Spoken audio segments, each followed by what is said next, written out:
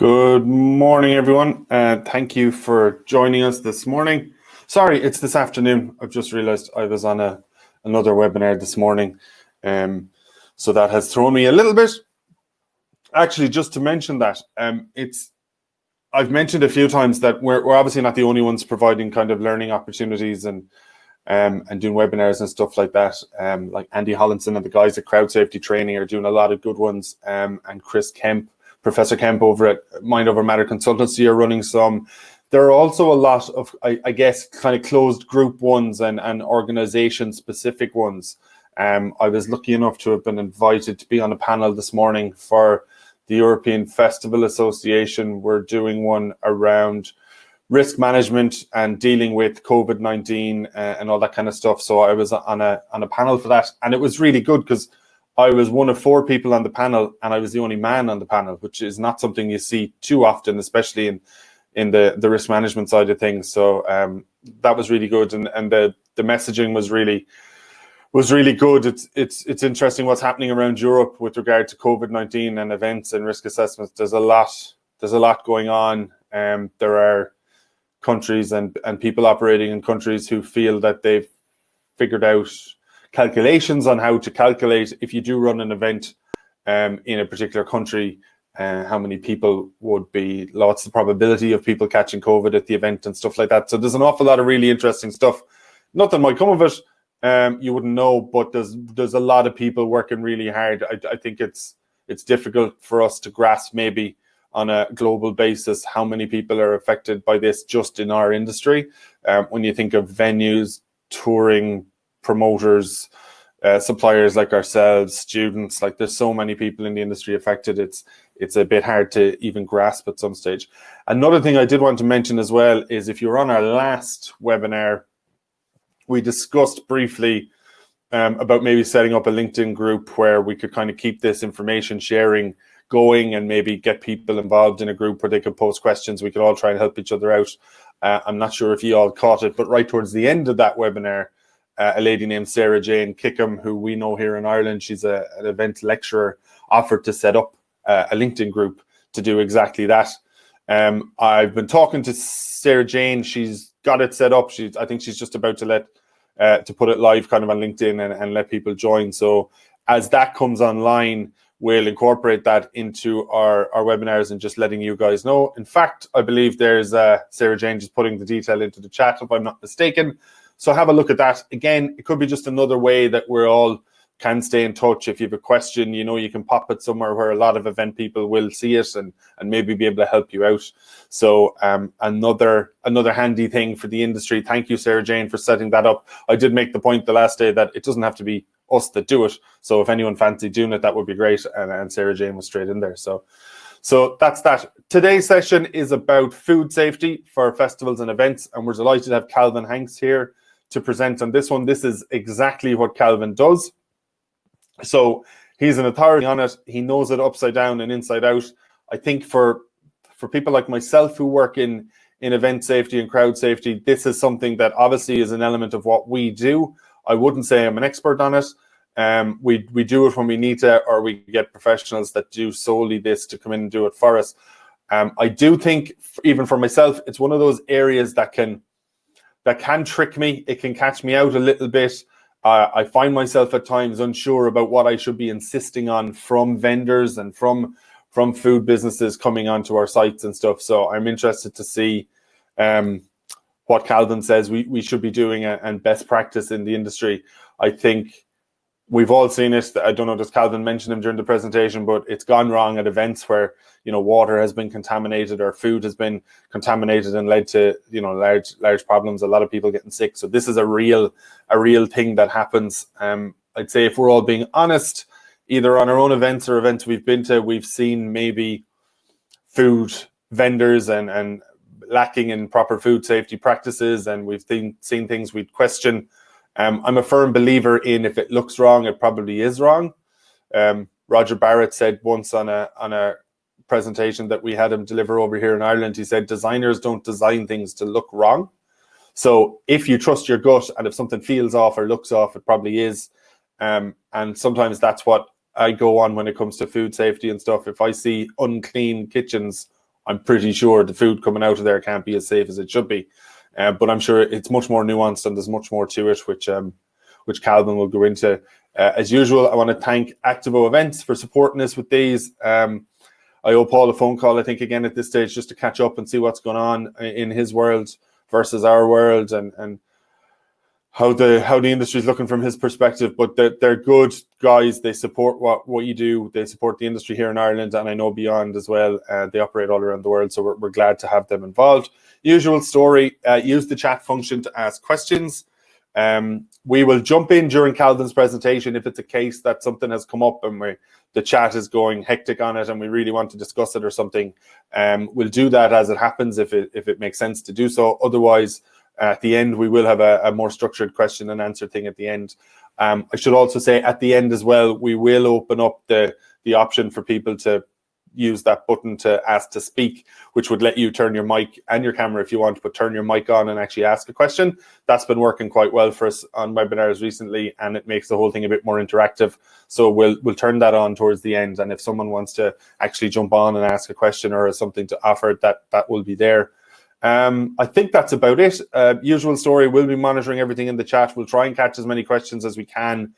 On our side, the chat does cut off down the bottom, so if it's really, really busy, we may miss some questions. So towards the end, we might ask you just to pop them in again if you have a question that you really want answered, and we'll try and get to as much as we can once time permits. So Calvin, if you are ready to rock, feel free to take over there, and you'll only see my head again if there's something I need to interrupt or we need to discuss urgently. And good luck. I'll talk to you in a while.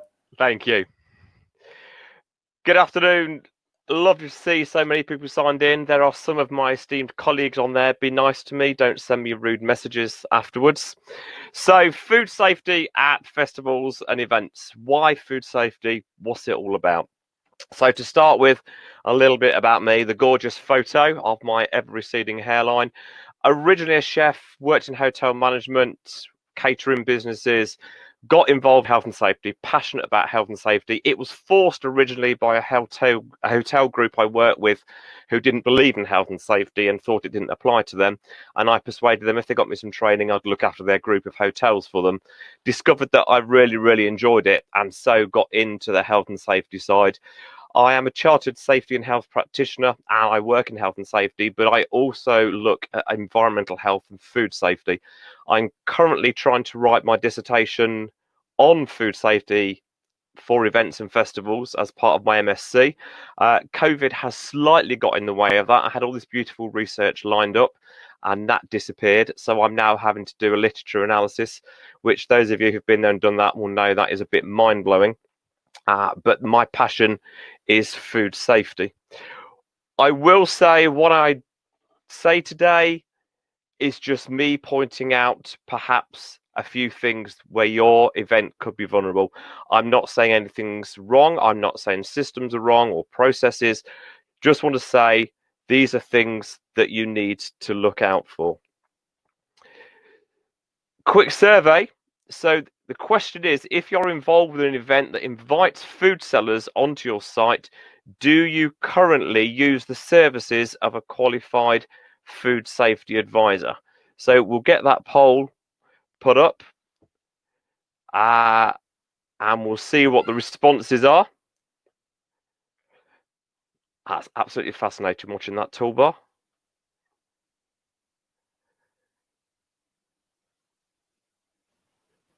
It actually is fascinating, isn't it? It's not just me that loves watching that poll. If Eurovision had these polls, I'd be very happy. I might actually watch Eurovision. Interesting.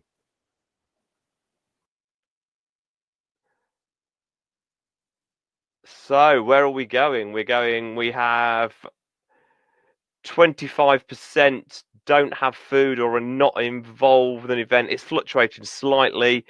40 to 43% have food but don't use a specialist. 30-ish% have food and use a specialist. Bear in mind the maths will change on those as people keep voting. But thank you very much. It's interesting to see that there are events that do already use specialist food safety advisors, and that is really good. And what we're finding is that work is growing as the problems with food safety are realised. So what are we going to look at? What are the issues? We're going to look at why we need to worry about food safety and what can go wrong, the key issues, what we need to look out for, and why perhaps your safety advisor can't just take care of this. As Mark has said, he has an idea, but there's sometimes you need to delve a bit deeper. And I, as a safety practitioner, am aware of that. I'm fortunate I came into health and safety with the food safety knowledge behind me, so I've been able to look at both roles. But if you've trained in health and safety, it doesn't necessarily let you look at the nuances of food safety. So the question for you, is your lasting memory, is your festival goers' lasting memory the Portaloos? Think of Festival Portaloos. Is that what you want people remembering? How do you know what the answer is going to be? How confident are you in your answer that your festival goers are not going to get ill? And in the same way, what about your headline act having to cancel because they themselves are in the Portaloo because the artist dinner that they got fed a few hours earlier has made them ill? The impact that that's going to have on your event is tremendous. Each year, we know our events are attended in the UK by over 141 million people. On those events, we invite people on to sell food, and most of those events we'll ask for information beforehand. We'll probably ask for their certificate of insurance. We might ask for their scores on the doors or their environmental health rating, and we might ask for details of where their food business is registered. Do we do anything beyond that? Do we check it? Because those things alone don't necessarily translate to safe and effective practice. Some lovely headlines there for you. Newcastle Street Spice Festival involved curry leaves. Glastonbury chicken stall there. If you Google, you'll see lots and lots and lots. Food poisoning tends to affect several people. The nature of food poisoning is it's rare that only one person is affected. Because of the nature of food poisoning, it will be multiple people. So Chutney Festival, Chutney at the Street Festival left over 400 people with food poisoning. Now, food poisoning can affect some people mildly, other people severely, and there is the potential from those of death. So it's not like we're dealing with something light. There is the potential to kill somebody from our food. So the cost to the event, we think about compensation to injured parties, and compensation can run from thousands into millions, depending what the problem is. And there have been cases of people who've been to an event, had food poisoning, and have been left with lifelong disabilities as a result, or their life has been shortened as a result. So the compensation for those is significant. Your insurance company may or may not pay out their insurance. It may come back to your organisation. There's the potential for fines if you are investigated by your local authority. There is a wonderful piece of guidance that talks about the sentencing guidelines, and there you've got an extract from that. And what the guidelines say is the impact must be real. It must be sufficient to make shareholders and management realise the need to operate within the law. The guidelines are fines of up to £3 million for food safety offences. However, the courts do have jurisdiction to go higher. There is the possibility of imprisonment. Those of you that remember the case where a lady ordered a takeaway, she died as a result because there was ingredients in that takeaway that she had said she couldn't eat. 2 people were given custodial sentences for that. And then, of course, there's reputational damage. You think of the reputational damage to your organisation from food poisoning. Will your organisation recover? So can you survive the negative press, the social media? And these days, social media is a very powerful tool. You will often find out about something because of social media, not because a festival goer has told you so. Do you want to be known for making people ill? And do you want to make your performers ill? So what can go wrong? What are the problems with food? One of the key things, which again is no reflection on anybody working in the catering industry, is the barriers to entry are low. You have their little picture of a churros catering trailer. Those who like churros like me, very nice. Deep fried goodies. This was extracted from a high-profile internet auction site yesterday, and for just under £5,000, and I say this is quite an expensive trailer. You get the trailer, you get the menus, you get the ingredients, you get the tables, the chairs, the signs, everything you need to set yourself up as a caterer. All you then need to do is go and get a bit of training. You could do an online level 2 through one of the many training providers out there. You send a letter to your local environmental health department, fill in a form telling them you're starting out as a food operator. 28 days later, you can start selling yourselves to people as a food business. And that's all it takes. If you want to go on internet auction sites, there are trailers and stands for a lot less than that. So you're not looking at a significant investment. And there is the perception, oh, if I'm going to go to a festival, feed 10,000 people, each spends a £10, I'm going to make myself rich. So let's set myself up as a caterer. All food businesses should be inspected by their local environmental health department, and they are given a score on the door. Now, in England, it's not a legal requirement as yet to display your score on the door. However, it is encouraged. The problem with the scores on the doors is only as good as the day it was done. So when I go and do a food inspection, it's only as good as the day I do it. It's what I see at the time. And bearing in mind that environmental health inspection is not going to take place in the middle of your event field. It's going to take place at their registered address when everything's calm, and potentially they know the environmental health officer is coming because they've called to book it, because environmental health know that they're not there all the time. So you can have your score on the door, your food hygiene rating, but it may not reflect actual practice. We have events, we have greenfield conditions. What infrastructure do we put in place? What refrigeration is there? Is there power supply for refrigeration? Have we got suitable drinking water?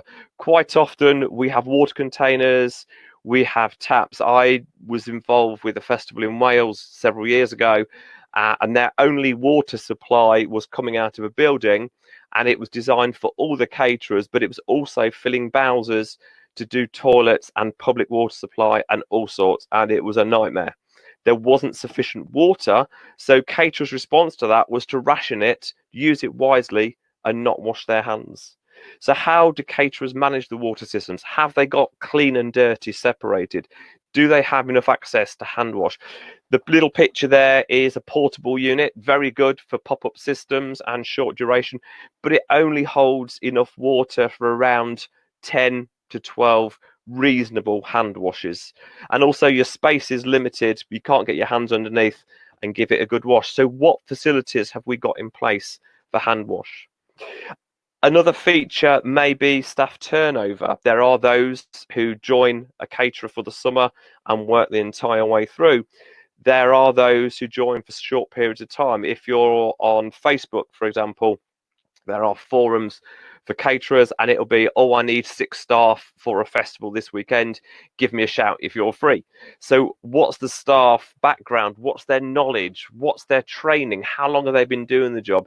Do they know what they're doing? Or are they just doing what they think they should be doing based on previous experience?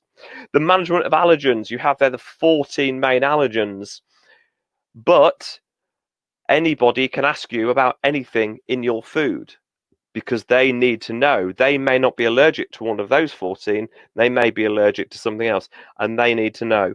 And how do you, as the event organizer, know when it goes wrong? Allergens particularly are a major issue. Some headlines again from recent newspaper articles, and the potential again for allergens is the potential for death, usually through anaphylactic reaction, breathing difficulties, and problems with the heart as a result. It is important that we know how our food vendors are managing allergens and how they are dealing with them. To give you an idea, they are the many, many names that milk may appear on an ingredients list as. So how are we going to know what they are? How does our caterer know? The other problem with allergens is they can be hidden. So flour, for example, can be, depending on where you buy it from, enhanced with peanut flour to stop it sticking and as a flavour enhancer. But then we're bringing peanuts into our catering business that we might not know about. Vegetable oils can often have nut oils mixed in with them. Again, it's a case of looking at the packaging, getting the details. Also, where are the foods coming from? What information is available? So when your caterer buys their food for your event, where are they getting it from? What labeling have they got? What information have they got to tell them what they are dealing with? There is a risk when we bring caterers on site that we tick boxes, and I have worked with events that do this. They go, we've got this information, we've got this, we've ticked this box, therefore we know what we've got because they've sent all this paperwork in. However, ticking boxes can be a dangerous occupation because people can tick boxes but still not be suitable.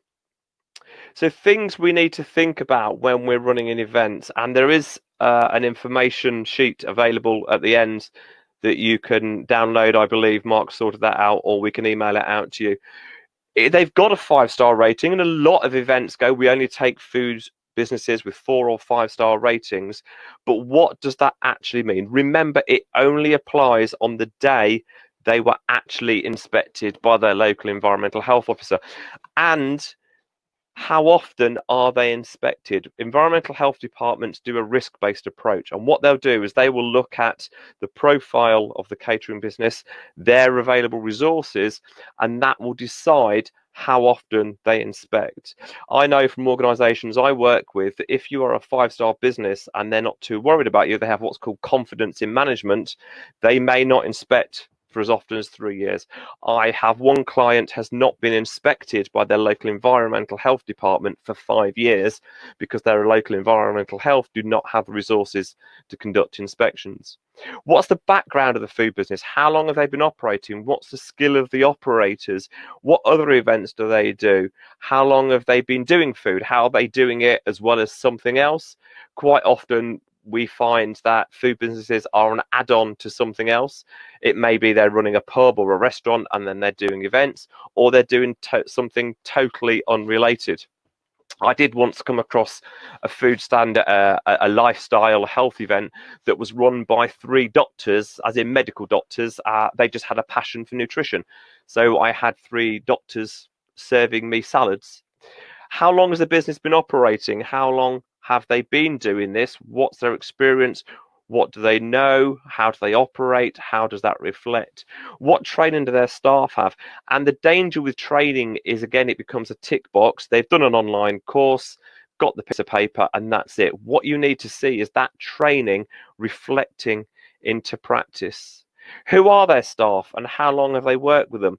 A favourite is to be submitted food safety certificates for Bob, Betty and Doris, but when you get there, Bill, Ben and Mary are actually the ones operating the stand because no one's asking the question of what are these names? What's the state of their stall? What's the condition of it? I had a caterer turn up for an event at London Olympia last year. I was at their van as they were unloading it. I was down in the loading bay and I actually asked them to put all their equipment back on their van, go back to their base and go and clean everything because there's no way they would bring equipment that dirty into that venue. They tried to tell me they were going to clean it when they'd set up, but I pointed out the venue was not set up for them to be deep cleaning equipment. They needed to take it away. So what's the state of their equipment? What's the cleanliness of it? What water supply has your event got in place for the caterers? Have they got continuous supply of drinking water for them to operate? Is there power? If the caterers are providing their own power and they are there for more than one day, is it continuous? What you don't want is equipment switched off overnight to save money on generators. How are they going to refrigerate food, particularly if they have no fridge? Are they using cool boxes? How long are those cool boxes going to hold the temperature for? If it's a multi-day event, how do they hold food? Or are they going to be getting deliveries? And then, of course, you need to factor that into your traffic management plan. But holding food for too long at the wrong temperature causes us problems. What are the drainage facilities? Have they got tanks on their units to hold dirty water? And then can it go to an authorised disposal point? Or is it going to be dumped on the ground, which is then going to give you problems with flies and other issues because you've got food waste among all that water? What's their cleaning regime? What's their processes? How do they deal with cleaning? What equipment have they got for it? And how do they handle allergens? What do the staff know about allergens? How do they handle them? And how are your public informed of allergens in the food? Every food business should also have a food safety management system. This is a documented system based on HACCP principles. That's hazard analysis, critical control point. Thanks to NASA. If you're not sure, I'll have to explain more about that to you. You can, as a caterer, access two off-the-shelf systems. There are more available within other organisations. Safer Food for Better Business is the main one that was launched by the Food Standards Agency, and then you have the one from the National Caterers Association, or it's abbreviated to NCAS. Both of these provide a system that you can use, but it's important that your caterers understand what they're doing, what they're working with, and how to use it. And so often I see caterers go, "Oh yes, we use Safer Food Better Business," and I go, "Can I have a look at your folder, please?" And they kind of cling on to it and won't let me look, because what they're doing is they've got this folder in their unit, but they're not using it. They're not writing anything in it. They're not recording. They're not doing their checks. And it's the same with both those systems and other off-the-shelf systems. Are they bespoke? Are they tailored to what they're doing? They need to make sure that they know how to use them. Are they used effectively? So I have some lovely pictures for you. Some of these pictures came from events where we were asked by the organisers to go and give a second opinion because they'd had an inspection but weren't comfortable with what happened, or these are units that we spotted during our inspections. So there you have gruesome pictures of dirty units. The left hand one is the top of a gas hob, quite straightforward. You have a dirty floor. But if this is the state of the equipment, what's the rest of the unit like? The one on the right-hand side is of a mixer, a bulk mixer. This was for a stand that was running sort of an afternoon tea type facility. But it's only when you looked inside the mixer, you realised that that wasn't just today's dirt and debris. It was a lot older than that. We have a little mouse on the left-hand side found under the fridge of a catering unit. We have a unit that had wood in its structure, not ideal in a catering unit because of the flaking, the soaking up of water, and difficult to clean. This particular unit had started flaking and peeling, and what you couldn't see is the box of coleslaw that was in front of that unit that we looked into and found flakes of wood in the coleslaw. The next one along is a pizza stand. They were making dough, putting it in these containers, stacking them up for the dough to rise, make beautiful pizza. Only when we looked at it from the outside, not a problem. When you start pulling apart and analysing it, you realise that it's actually full of mould growth where they had put it away for the winter. It had been left in a garage and it hadn't been cleaned properly before being used. And the last picture on the right, a mop bucket from a unit. This was a really nice unit, huge 22-foot triple axle catering trailer with every gadget and wizardry known to man. But in the corner was this mop bucket that they used. And oh yes, we used that. We clean the floor every time there's a spillage. But you can see from the state of the water, that water has been there a long time and is a breeding ground. And there were actually flies starting to swarm around it. Catering units with poor housekeeping. You've got dirt under counters, you've got mouse droppings on shelving units, and you've got food debris and crumbs. So you can see that you need to look and trust your gut, but probe deep. What about units' correct use of storage? Oh, I've got a fridge, sir. It's lovely, and we've got all our stock in it. Well, that's not going to work effectively. These units need space for air to circulate. They need to be loaded correctly, and some of that load certainly isn't going to be kept cool at that point. Temperature controls. This is a unit that had a display chiller with all its sandwiches, looked very nice. It's only when we put our thermometer in it, we pointed out that the fridge unit was running warmer than it should do, so those sandwiches weren't fit for consumption because they'd been sat in there at too high a temperature for too long. And then you have cleaning logs. These should be being done as part of your food safety management system. But what does a tick mean? Is it signed? What was intriguing about this one is this was Sunday evening when we looked at this, and Saturday and Sunday were still blank. So is it happening? What's going on? So what do you look out for? Things to ask yourself is, what don't they want you to see? When I approach catering units and people start trying to bury themselves across the door, I always introduce myself, explain what I'm there for, ask their permission to come in, and they start burying themselves. What don't they want you to see? What are they telling you, but what are they not telling you? So the classic for us is 3 people have been trained in food safety. Here's their certificates, but those 3 people bear no resemblance to the 3 people that are actually operating the unit today. What do you actually see? Have a look around. What does their actual practice look like? What are they doing? How are they handling food? If I went to a catering unit that was selling sausages and pork roast, and at 10 o'clock in the morning had it all cooked on the counter, I would be questioning whether that was safe practice, because they wouldn't be expecting to sell it for a while yet.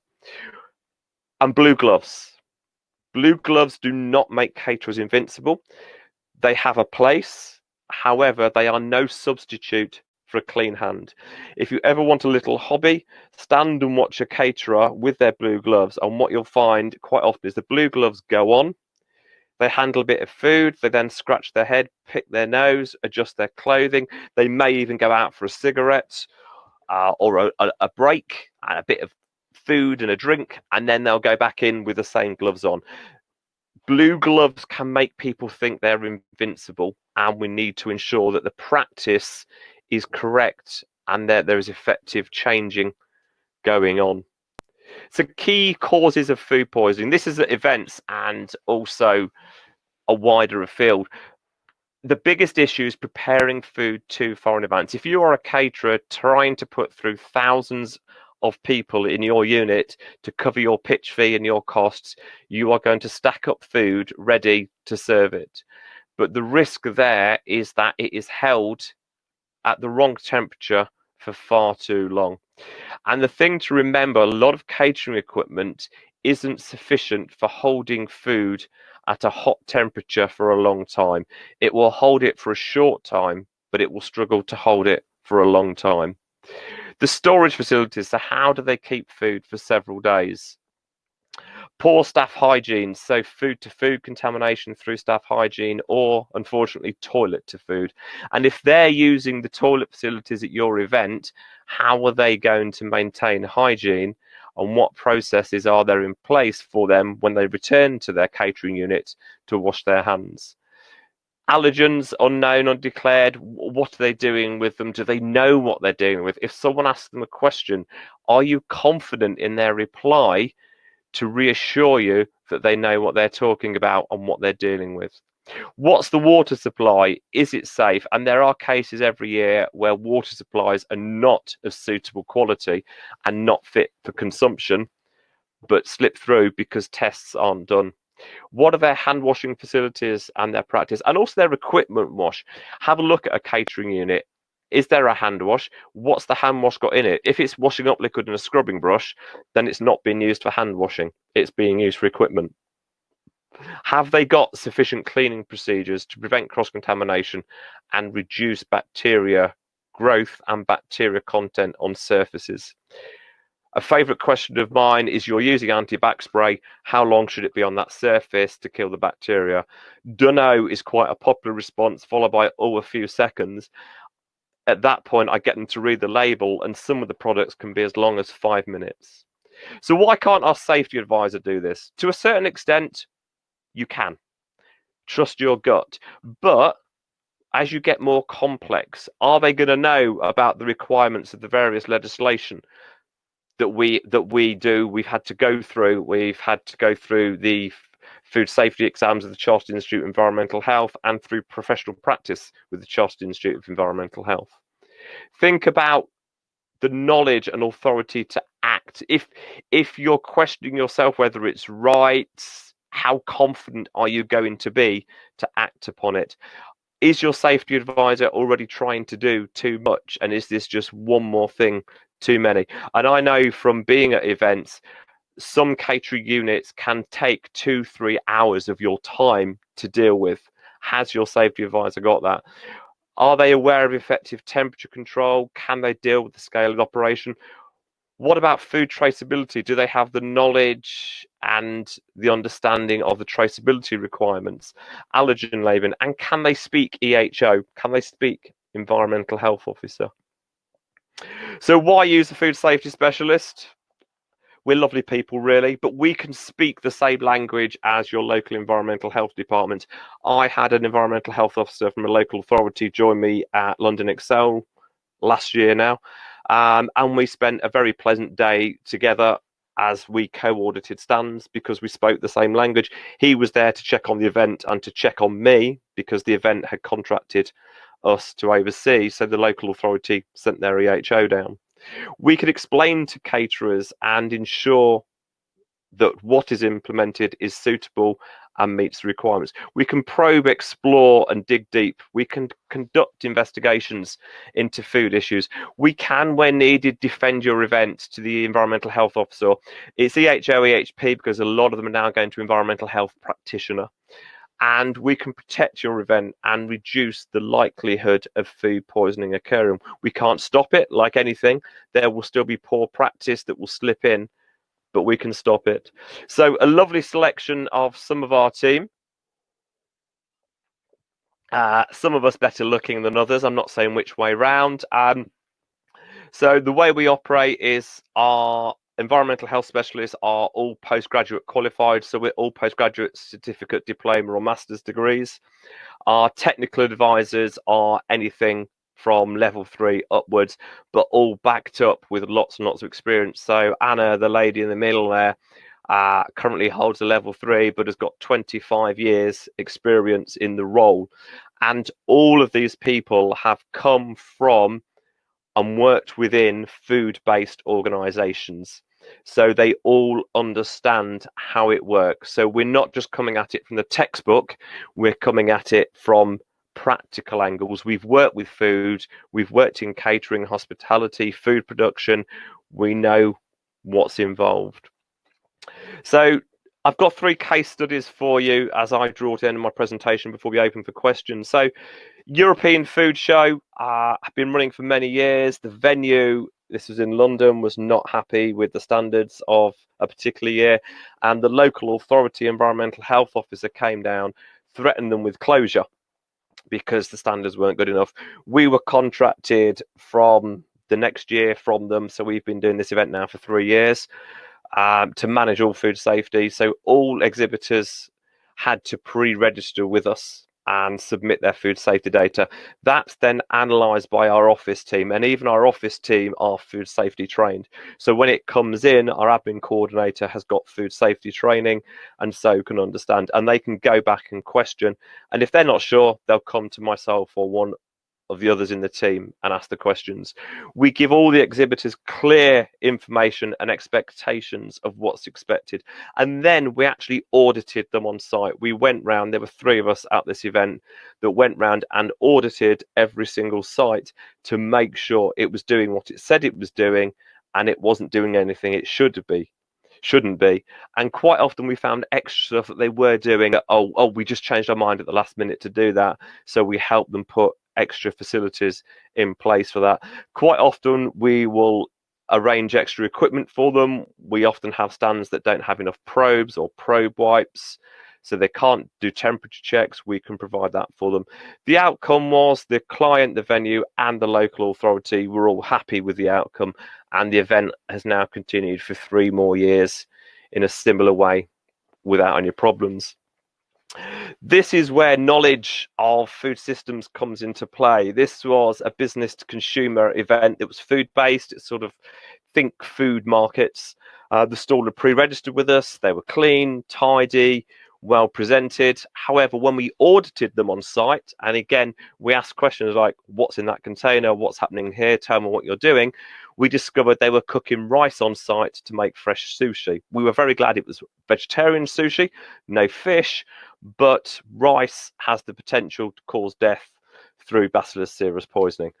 The staff on site didn't understand their own system.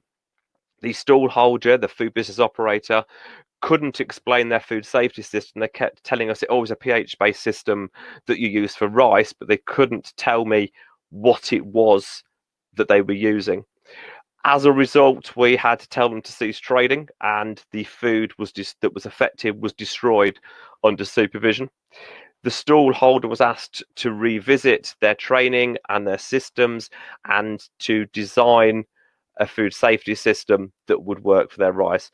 More than happy to accept it handwritten, but what I wanted that food business to do is come to me and tell me how they were going to ensure food safety. When they're going to me, oh, what do you think? How would you do it?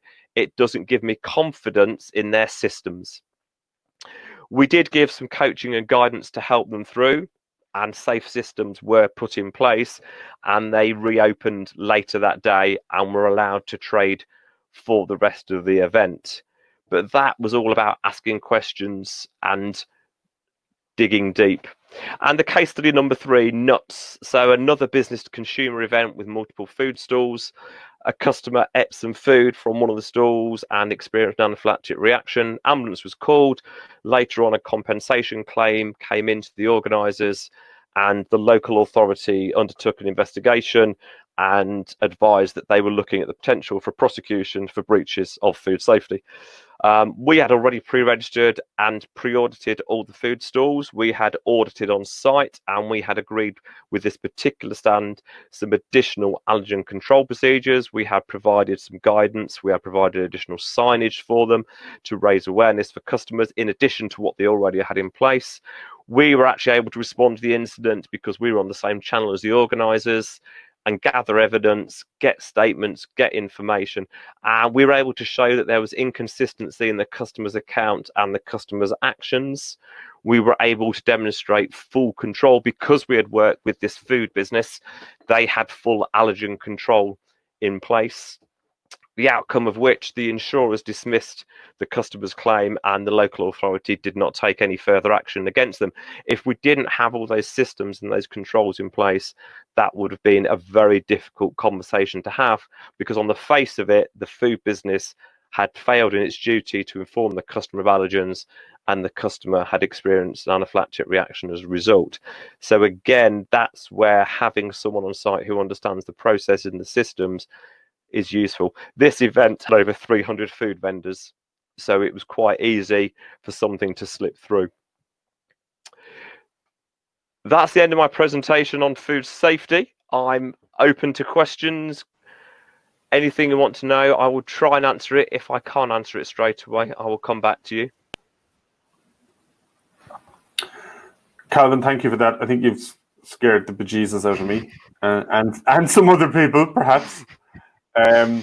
There have been some interesting conversations in the chat around, I think Simon had maybe queried, why is food safety the responsibility of the organizer? So there was a good bit of people expressing different views on that. I think overall it seems people seem to accept that from the basic duty of care perspective, if we're the organizer, we have a duty of care to try and make sure everything on site is safe. But ultimately, as an organizer, you're probably relying on whether it's your safety advisors in general or your food safety advisor, that they're on top of that stuff for you.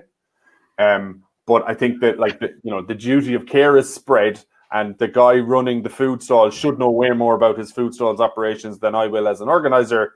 But I still want to put something in place to give me confidence that they're doing it right, or that they can be helped to do it right. Yes, and in terms of why is it the event organiser's responsibility, if you look at the tort of law and where the obligation lies, it lies with the top, it lies with the organiser. In the same way, if you are an organisation and your job is to build exhibition stands and you bring a carpenter on site, you have a duty of care for that carpenter.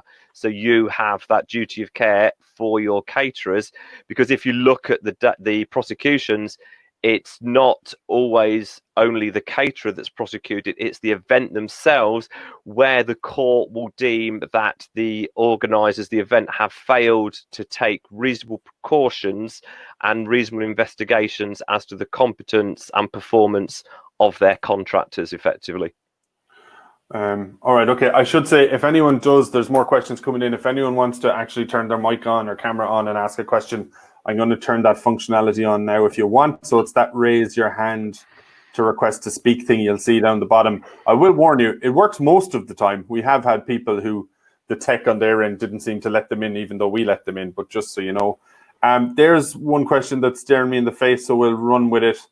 From Andrew: if you're a safety advisor working at events and you know you've a knowledge gap and want to start to improve your awareness around food safety, what sort of training course, or where would you tell us to start if we want to kind of plug that gap a little bit for ourselves? Start off with a level 3 food safety, but don't go for, I would recommend doing a face-to-face, which at the moment is slightly difficult, although we can start retraining. Look at something like a level 3. A couple of my colleagues have done level 3. One of them's now doing his master's in environmental health. He loved it so much. But look at something like a level 3 or a level 4. That will give you a very good grounding, a very good understanding of the essentials of food safety, and it will help you understand bacteria, the growth processes, safe handling, safe procedures, even something as simple as hand washing. When I did have to chuckle when our UK government had to announce that we had to wash our hands properly and how we had to do it, because we in the catering industry have been telling people that for years. So singing happy birthday to yourself in a toilet is quite normal for me, and I'm used to the strange looks that I get. But start off with, I recommend face-to-face, because then you're being taught by someone who's a higher level qualified. You can't go and do a level 3 and then teach a level 3. So you've got to have that higher level, and start from that, and then decide where you want to go from there. And I think a level 3 for a safety advisor would be a good grounding to understand the base. And if you are, I mean, I do it. I'm a safety practitioner, so I will do events, and I will have 5 catering stalls there. I've got a local authority I work with in the Midlands. I do their fireworks every year. Many thousands of people, but there are 5 or 6 catering stands there, and I will audit those as part of my day-to-day, because they don't need a specialist food safety advisor for that number of stands. I get you. That's fine. When you start dealing with hundreds, then you might want to go up a level or 3.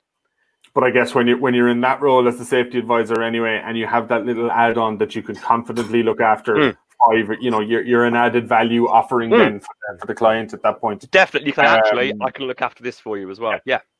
Simon James, technology seems to have let you into the room. Are you there? I am. Can you hear me? We can hear you. Yeah. I'm sorry. Yeah, it seems to. It suddenly clicked in and started working on me. I was like, I didn't know what was going on. Okay, that's fine. I think that's the way it works. You stayed quiet, so it's fine. Yeah, Calvin and Mark, I'm sorry. I think my question is slightly. What I'm saying is that, as you probably know, if you know me, I'm a director of the Event Safety Shop. We obviously do a huge amount of festival work. I am not a food specialist, which is why I came along for this one. And thanks very much, Calvin. It's very interesting to hear you.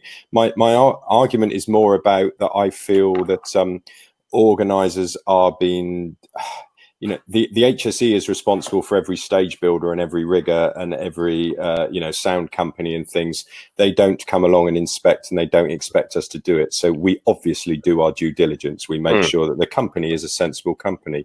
And my argument is about the same with traders, in that I absolutely expect us to check that they're licensed, that they're insured, that they do all the rest of those parts. But as soon as we start getting too heavily involved in how they run their individual businesses on a daily basis, which, let's face it, if you're on a festival, they could be serving food for 4 or 5 days. We are opening ourselves up as organisers to actually be liable for what they've done and what they've done wrong. And this has come about, and again, you may know that we are the safety advisors for Glastonbury Festival, and I can't speak too much, but certainly the case you brought up earlier about the chicken has led to huge issues with the insurance about whose responsibility it really was. And I'm just trying to get my concern, and I understand why organisers want to try and make sure that events are, that their customers are looked after safely. It makes perfect sense. I don't want people to get food poisoning, but if you go too deeply into it, you are suddenly finding yourself in a whole legal minefield of who is responsible. When, as an organizer, if I run if I run Cabot Circus in Bristol, I'm not responsible for how McDonald's or Yo Sushi run their business. It's down to them. Yeah, I'm charging them rent to be there. And as an organizer, we're charging somebody a rent to come and run their responsible business on our sites. And that's my discussion point, really, which I'm just, and again, I'm not saying there is an answer, Calvin, but I would just be interested in your ideas on how you separate the organizer's responsibility from the person who's actually making that food minute by minute. That is an absolutely brilliant question, and I wish I had an answer. And when COVID is over, we're going to meet for a pint or something. You knew that was going to be. I'd love to, Calvin. Yeah, absolutely. The difficulty is the event has to make sure it's safe. And when I do it, I say to event organisers, do you want me to do an overview, or do you want a depth probe from an environmental health perspective? And a lot of them will say a full depth, others will go, just have a look. And I wouldn't tell them how to handle their food and cook their chicken burgers and serve it. What I'm looking at is processes, procedures, systems. Blue gloves is my bunny. I absolutely hate blue gloves, and I would rather stick them somewhere on people than on hands. But what I do is I actually stand back and look. I mean, I had this at a major UK venue. I was working for an organisation who had rented the venue, and the venue was feeding all their participants on this event. I was there as a safety advisor. In the end, I went over to the organiser and I said, look, I'm going to have to say this because of what I know about food. You potentially have got 5,000 people who are going to be made ill by the venue's caterer because of the way they are handling the food. Pardon me, when all these people get ill in the next 24 hours, they're not going to blame that meal. They're going to blame you or the water supply or everybody else they came into contact with, or even the burger at Manchester Station on their way down. So it's about keeping people safe, and I think it's also down to the individual organisation. I do a lot of work, for example, at Excel with food-based expos, business to business, business to consumer, because those events were twofold.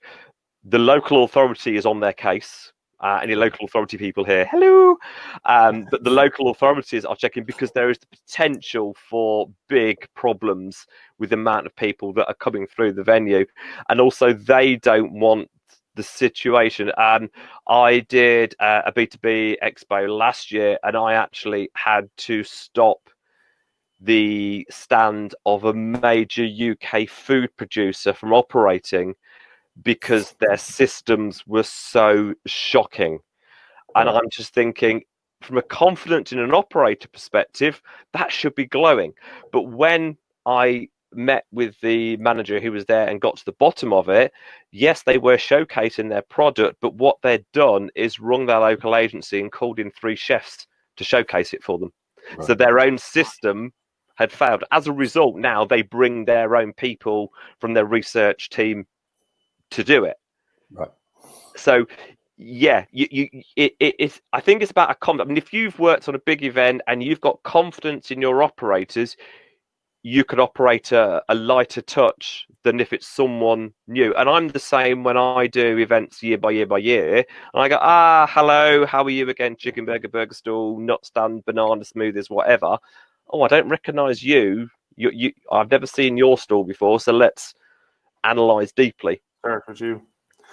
Simon, I think it's a very valid question, and I think we could all have a broader discussion where I think that it kind of, that same question would apply to a lot of areas we all find ourselves nearly drifting into taking a certain level of responsibility for, which I would never admit to taking responsibility for in a legal sense, but we kind of do. And you're right to highlight it, because there is a danger that in our efforts and in efforts among those of us who really want it to be as safe as it can be, it can be construed conveniently by the other side of a legal case to throw all responsibility on us. And not even just the other side of the legal case, but maybe even the local authority. I mean, if Calvin is in there, I'm sure everyone would love to go, well, Calvin's the absolute expert, so that we hang it on him. And you can then have the argument, if you got the opportunity to, and go, well, is it actually, just because we're conscientious enough to bring him in, does that actually then hang on us if it goes wrong? I don't think so. We'd all love to avoid the conversation if we could. Well, we would, and thanks very much. I'm sorry, I don't want to do it, but it would be really interesting to set up, Calvin. I really seriously like to talk to you about this, you know, in the future, because it is a problem that we face as safety advisors, and not food safety by any stretch of the imagination. I'm interested in the question on what I should do, because I do need to know more about this myself. So thanks for that. Yeah, I mean, happily, you know, we could have an off-screen discussion. We can pick it up. As marketing, it's one of the difficulties of actually, well, where do you go with the fairground, and where do you go with that, and what about the scaffolding, and it's where to draw the line, and it's what's reasonable risk management within that, bearing in mind the potential for harm from that. Yeah, no, brilliant. Thank you. Thank you, and I'll sort of try and shut me off, Mark. Got it, Thank you. There's a few more people with their hand up as such, so I'm going to give one of them. We're trying to get one of them in the room, but in the meantime, while I'm doing that, Calvin, there was a question from Alex. Have you ever encountered an EHO who was wrong technically or legally in their request or their demand, and how do you deal with that? I mean, in every walk of what we do, we can often come up against the regulatory side of things and just know that they're wrong. And I think Alex's question is quite specific about literally knowing they're wrong. They are wrong in a point of law or technicality.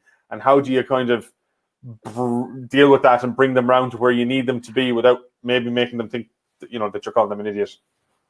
This session is being recorded, so I shall reply very carefully. It will incriminate me until I retire, which is still a long way away. Yes, and I have come across it myself. I will often ask, could you guide me to the particular piece of legislation that requires this? And you'll get fumbling and and if they can't answer, so could you guide me, please? Is this a particular piece of legislation, or is this your personal preference? Could you explain it to me more? And what I often do, particularly when EHOs come on site and they don't obviously know me, the joy there is you can play a bit dumb and ask them to explain. Oh, could you explain that a bit more for me, please? Could you tell me how that works? Could you tell me, because I don't understand what it is you're asking, and get them to explain. I have had to have heated debates, shall we say, with local authority environmental health officers about a particular something. The biggest challenge you find is that local authority EHOs have been often told. I mean, I did one in Herefordshire last year, and the local authority EHO had been told to come down and inspect this event because it's on our patch. So he did, and he called me over and went, no, I'm not happy, Calvin, because this, and this. And I went, great. Have you read the Chartered Institute of Environmental Health, which is your governing body's guide to food safety at festivals? And they went, do what? There is a Chartered Institute of Environmental Health guide, and it actually tells you what you should be looking for and where you can make reasonable adjustment. And so I actually took them for a coffee and sat them down and explained this to them, and they went away totally enlightened and happy, because they didn't actually know, because they'd not been given this information. They were used to expecting restaurants, hotels, cafes. They'd never dealt with mobile facilities before. So sometimes, play dumb, ask the questions. And there's a lot to be said for treating people in those jobs as colleagues and equals and partners, and, you know, guiding them where you need to. We had a new event at one stage, a Christmas market, where we knew, because of the volume of work on their plates, that they wouldn't automatically come to us. Actually, where we were doing it, and because we were involved, we figured there'd be an expectation we'd be grand. But for the client, we definitely wanted them to come down, and we wanted them to inspect, and we wanted that peace of mind for the client, for them to be able to say, well, we had an inspection, they all came down, and we're starting off on the best foot possible. So we invited them, and of course they used it then as a training exercise, and I think about 6 of them came down. But it worked, and it was what we wanted for the client, and it all worked out fine. Laura, I believe technology has let us bring you into the room. So, hi. Hey, how are you? Have you a question? Yeah, so I was just wondering. I was working in a restaurant before all this started, but in Ireland anyway, pubs are allowed to open on the 29th of June if they serve food, but they don't need a restaurant license. So how will they practice and guarantee food safety? Yeah, Calvin, it's an interesting situation here in Ireland that we're also desperate for pints. That in order to facilitate us having pints, pubs that are traditionally, they wouldn't have been serving food, are being permitted to open from the 29th of June, but they have to serve food without them having to get a restaurant license and all the stuff that would normally come with a restaurant license and the checks and balances that you would have there. So it's definitely open to a level of abuse and pulling the piss, as we would say. And then I'm sure there are some pubs who will open and sell pints and probably sell amazing food. But I think Laura's question is one where we've all wondered a bit about, is there any scope for any level of people checking to make sure what they're serving from a food perspective is going to be safe, or where it's even coming from, to be honest. It's been sat in the fridge for 3 months. It's fine. I'm not familiar with Ireland's food safety laws. You'll be governed by EC 852 European, which is the same as we currently are in England. And there is a requirement to register a food business. Now, whether they've obviously bypassed that requirement. I think so, yeah. That leaves it very difficult then for a local authority to check on a food premises if they don't know if that food premises exists. And I think the only way they're going to know is when a complaint is made or by walking around. It's an interesting one. Laura, maybe you know, I'm not actually entirely sure why they're allowed open with this food thing tagged on. Is it because they expect we're all going to go mad and drink too many pints and we need soakage? Like what? I think it's like the public safety point of letting them open but making them serve food, which may not be something they're even familiar with doing. It's weird. I think it's part of that, but I think they're also trying to become restaurants. Okay. Because restaurants are allowed to open earlier, so a lot of pubs, as we all know, are serve food and our restaurants as well. And I think it's so that it soaks up all the alcohol, so we don't get as drunk. I'd say it's a bit of both. I to be honest and genuinely, I think it is a little bit of Jesus. They'll all go mad because they haven't been in a pub for 3 months. It'll be interesting. Did you see the line pennies today? We will go on mad. We probably will. Fingers crossed, and I don't want to tempt fate, but I mean, I'm sure most operators will be doing their best to make sure whatever they're serving is as safe as possible. But you'll definitely we'll hear, and the thing is, we'll hear the bad stories. So we'll know about, such and such a pub has after poisoned half the city or whatever. And they'll probably all, half the people will accept the poisoning if they get a night of good Guinness, I'd imagine. So I don't think we really answered that question, but it is an interesting one. I can see Calvin's brain going, why would you let people operate food if they don't do food? Like, because we want. Know how it is. Because we need to soak up the alcohol. Yeah, exactly. Yeah, it's very logical. Thank you very much. Also a social distancing thing, because if you're sitting eating, you're not going to pack people in as closely as if you're just drinking. Yeah, maybe. Yeah, I'm sure there's a sense of logic to it. As usual, much like most other countries, I think the stuff coming out of government here, while some of it may actually be good and workable, it's not always informed by maybe some of the voices that should be at the tables to help inform it. So they'll come up with ideas like this without thinking about maybe the practicality. But we'll all see it soon enough when front page of the newspapers are us all falling out of pubs, I guess, again. Laura, thank you very much. I'm going to turn your thing off. I don't know, does it kick you out or do you land back in the room? Sorry. I have no idea. We'll see. All righty, we'll find out. Thank you very much. I'm conscious that there's a couple of more people with their hands up, and I'm also trying to make sure we cover questions that I wrote down from earlier. Here's one that's kind of come up a few times in the chat because people seem to have different experiences with it, Calvin.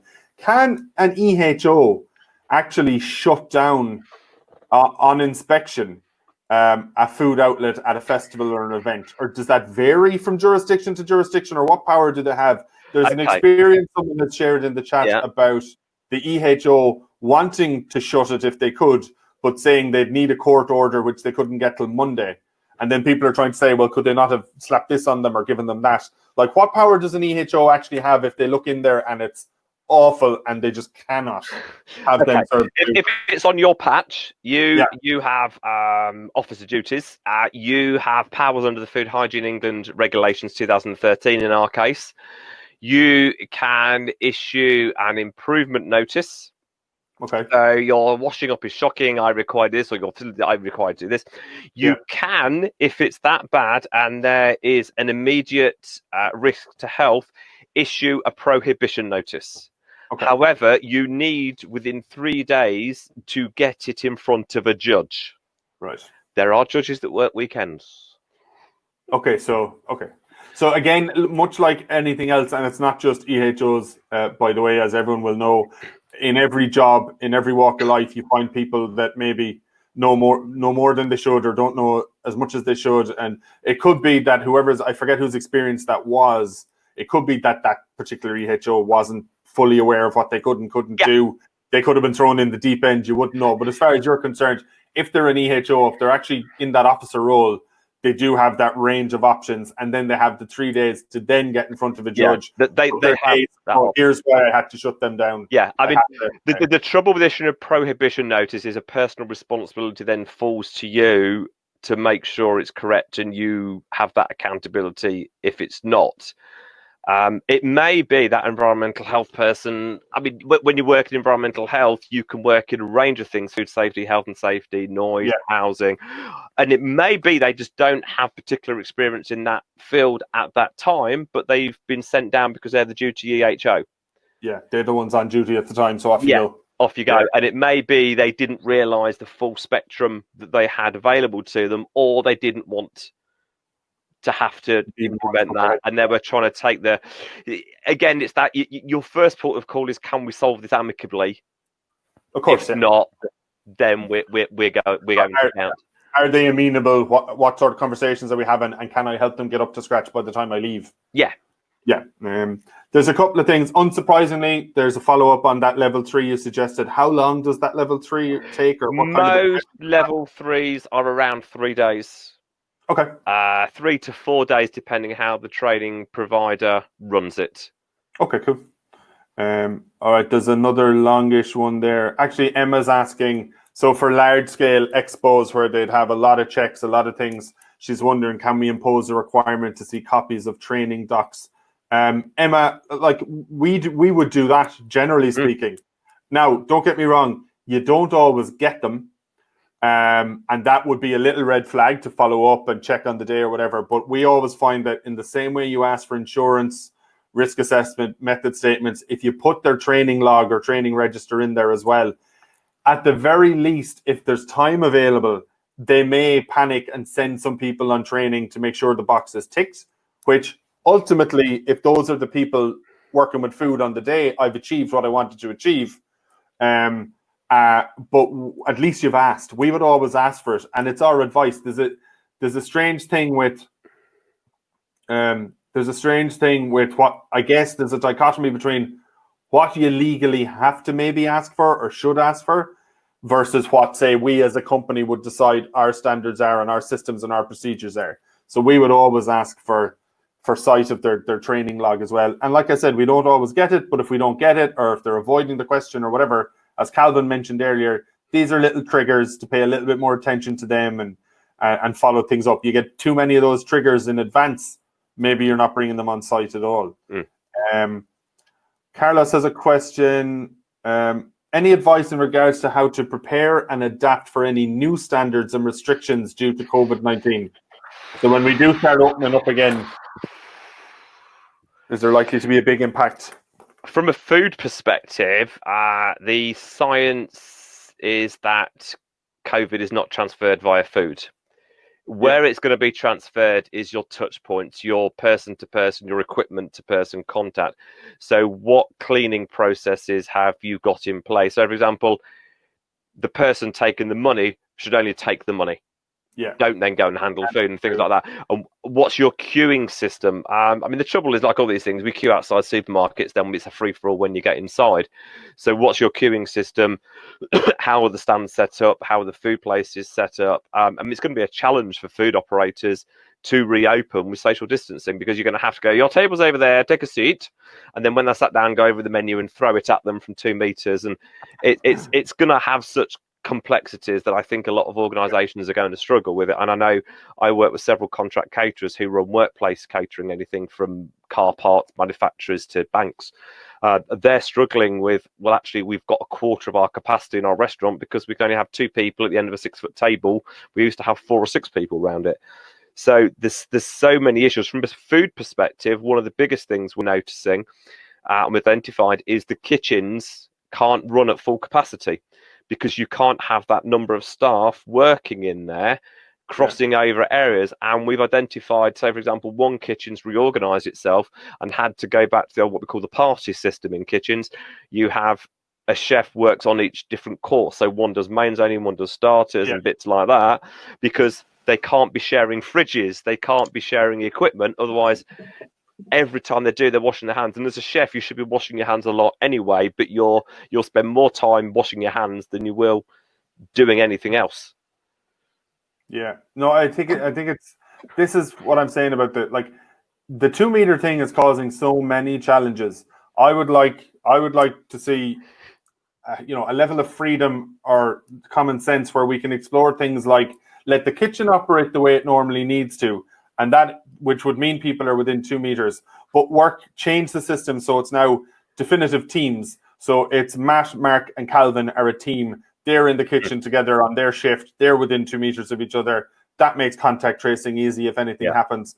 Because some of these fundamental changes that the 2 meter thing might cause for businesses is the difference between being in business or not being in business. Definitely. And that's where we need that pragmatic kind of approach. Speaking of Matt, Matt has been let technologically into the room also.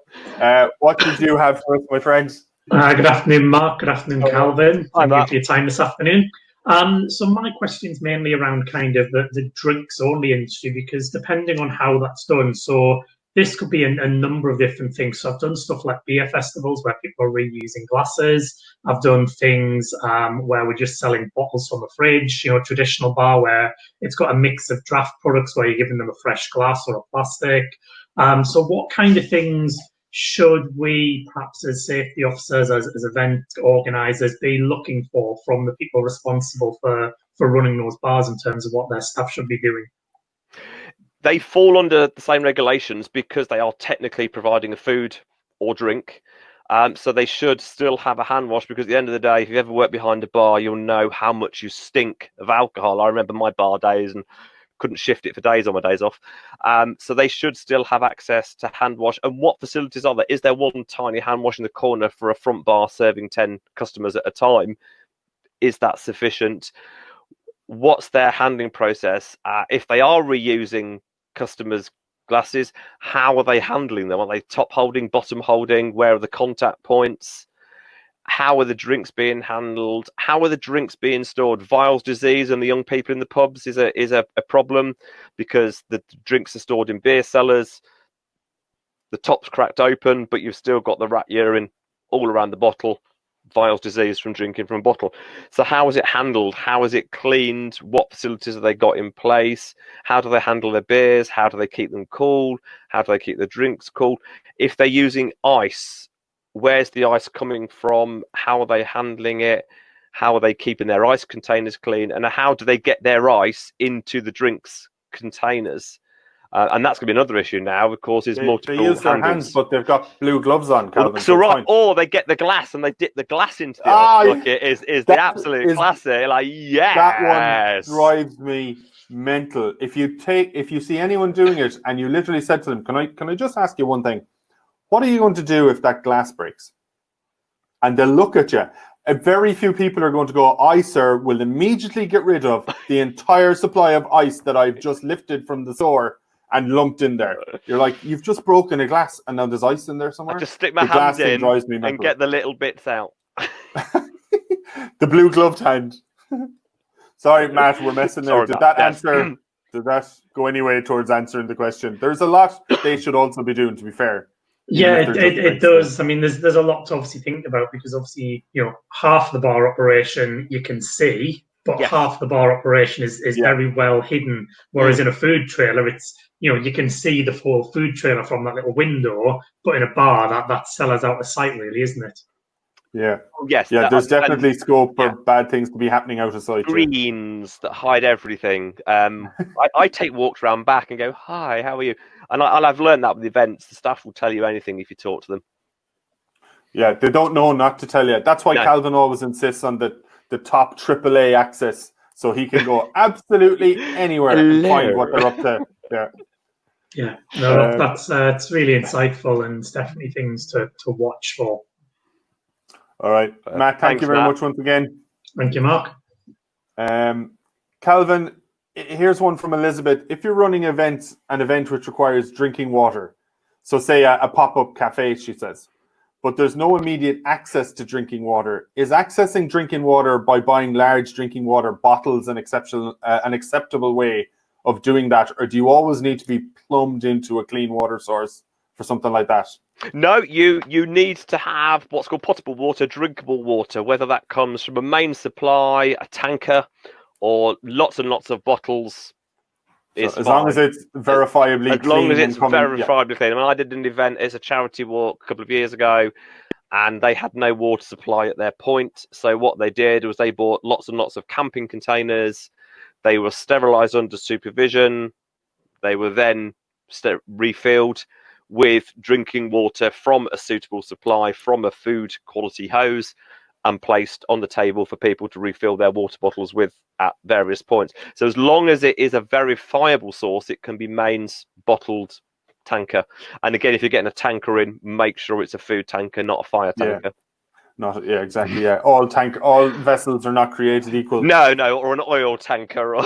Yeah, I'll just dump out the oil and we'll put water in. It'll be fine. There's one which I'm assuming, Raymond, is a serious question. Would crisp buddies be classed as food? Yes.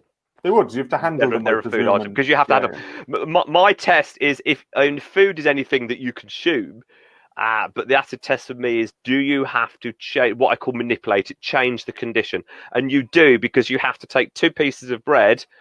In my case, put some greasy thing on it because you need some moisture, and then put your crisps and your ketchup in.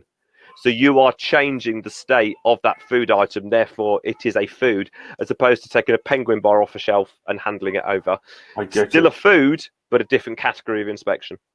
I understand. So if there's any sort of level of preparation or handling or manipulation involved, that kind of passes the litmus test of you're into food. Now you're into food. And this is where it gets confusing. I said, I only do sleep. What do you do? I take this. I hate this. I have that. You're doing food. Yeah. And there's another question there. How has COVID affected food serving and eating areas? I don't know. Do we know that yet, really? How long you got? It's killed some off. It's changing the way we work. It's hitting kitchen production. It's going to hit menus. It's going to hit food supplies. It's hitting food supplies. We are heading, I don't want to scaremonger, but we are heading for a fresh produce shortage in the autumn, as it's not coming out the fields, it's not coming through the supply chain. I'm not going to tell you which ones. Asparagus is safe, so we're all right there. I'm not really a lot of asparagus, but it's having a massive impact. And as an impact from talking to a lot of my catering clients, they're seeing supply problems that ranges are reducing, so they can no longer get 17 types of different flour. They're getting self-raising, plain, and bread. That's it.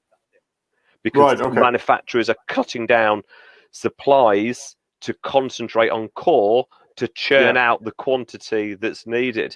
The flour, we had a flour shortage a few weeks ago in the UK for the domestic market, not because there wasn't any flour, but because the switch from buying it in 25 kilo bags to 1 kilo bags happened so quickly that the manufacturing and the supply couldn't keep up, because they weren't supplying to caterers anymore. It was all going into domestic residences who wanted 1 kilos. So it's got all sorts of supply issues, and I think we're going to see a while before the supply chain is back on track in any shape or form, and the ranges, but also the catering businesses are going to change. I mean, I'm always hesitant for a menu that's 190 items long anyway, but I think we're going to see menus trimmed down because of supply and the working processes. And it's also, I think, going to change the service. And anyone who makes order at your table apps is going to do well.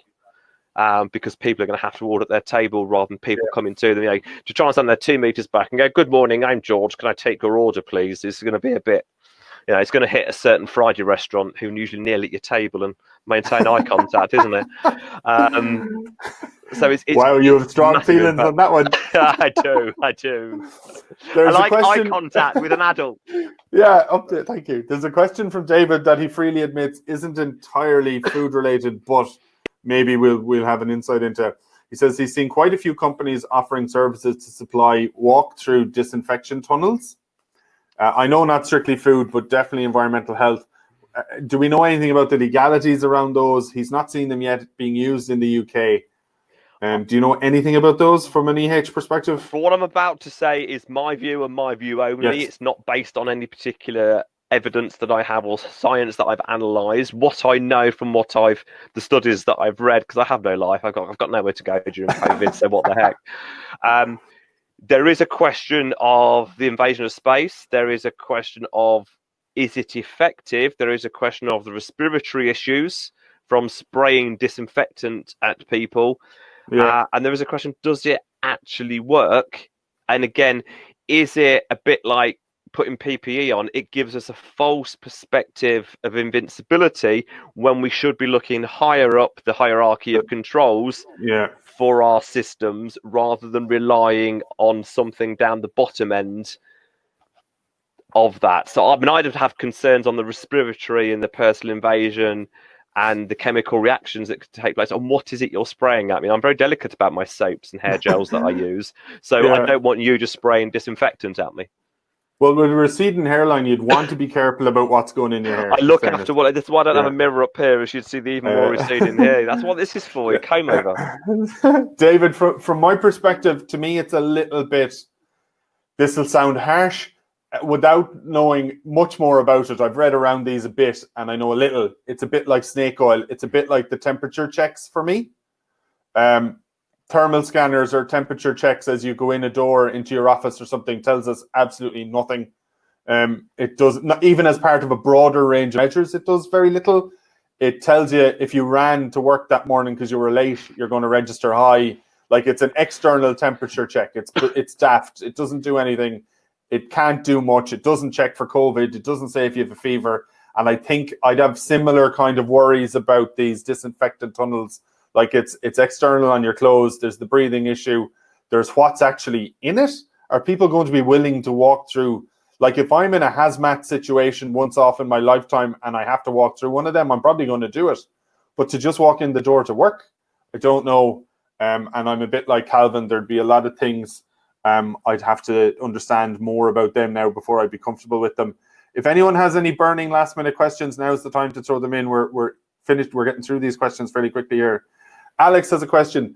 Does a festival bar serving only alcohol need separate hand washing facilities? Yes. I was thinking we've always insisted on that. Yeah. Obviously, that's coming from somewhere, Alex. Perhaps you have an angle on why it mightn't or something. Maybe let us know. But yeah, we would always have insisted on that. Again, the nature of bars and alcohol and what be floating around in there, and I've never felt comfortable with them not having hand washing facilities, to be honest. Never mind in COVID times, but just in general, I want to hear them all singing happy birthday all day long. I want to hear happy birthday as they wash their hands, more so than the music on the sound system, you know? It's when they put their own name there. Happy birthday to me. Matt is just saying when he finished talking to us and was kicked back into the room because of the slight delay, he came back to hearing himself speak, which was a bit weird. That's all right, Matt. Don't worry about that. That's because of that short delay. Calvin, I'm scanning here again, and I think we've answered everyone's questions. I'm going to look at the ones I wrote down. Training to improve knowledge of food safety. We did that one. I was struck when you were talking. You mentioned about, and I'm glad you mentioned it, about the barriers to entry and the risk that low barriers or non-existent barriers to entry can cause. I think of it in the same terms as I think of inflatables and bouncy castles. In that man with a van and €1,000 seems to be in the bouncy castle business, and for your child's confirmation or communion or birthday, he'll throw it into you on a Friday and he'll pick it up on a Sunday. I mean, the barriers to entry in a business that can, if done wrong, get a lot of people sick and hurt and injured. It's quite similar in that respect, in that you really want to know you're dealing with competent suppliers. Chris might be our last question. Staff hygiene. can you talk or recommend portable hand wash stations, looking into them for backstage areas to add easy extra points?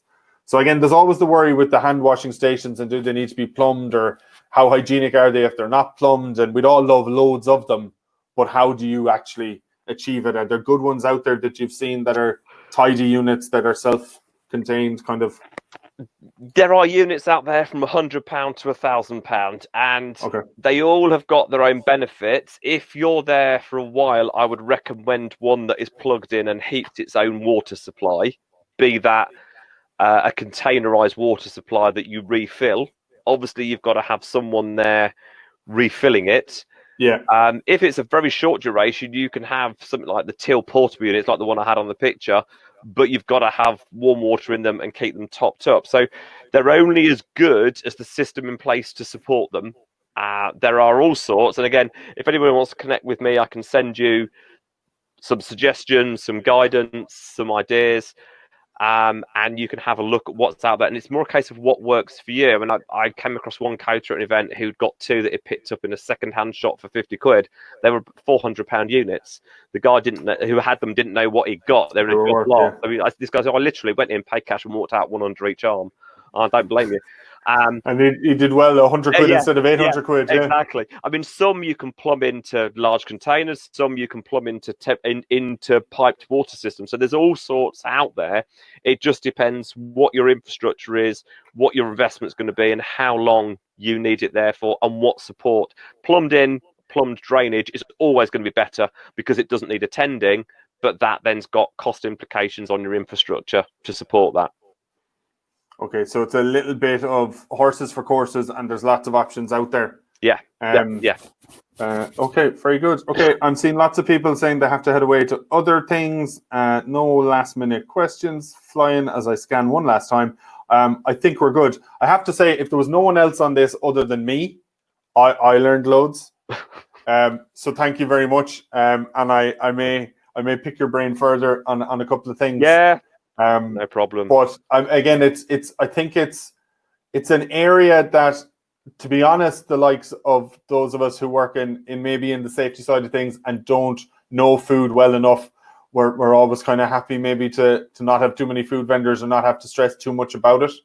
I know for me, I have a threshold in my head on types of events or numbers of vendors that I would definitely be looking for someone else to take on, because there's only so much, as you said, there's only so much you can know from kind of experience and gut feeling and everything. You reach a point where I need this properly boxed off for a client, because if something goes wrong here, I genuinely couldn't stand up in front of a judge and go, I'm all over this food stuff, Your Honor, 100%.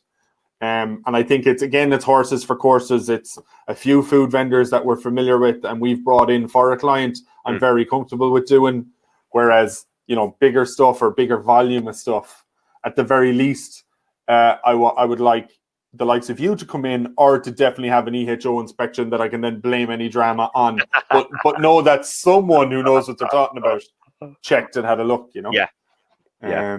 So for me, thank you very much. I think it was a great session. I think, as we discussed in advance, the amount of people that signed up for this were specifically keen on learning about food. And I think we've had some very specific questions. So we've all come across issues, and we're now looking for the authoritative answer to, your man bullshitted me on the day and said he didn't need hand washing facilities.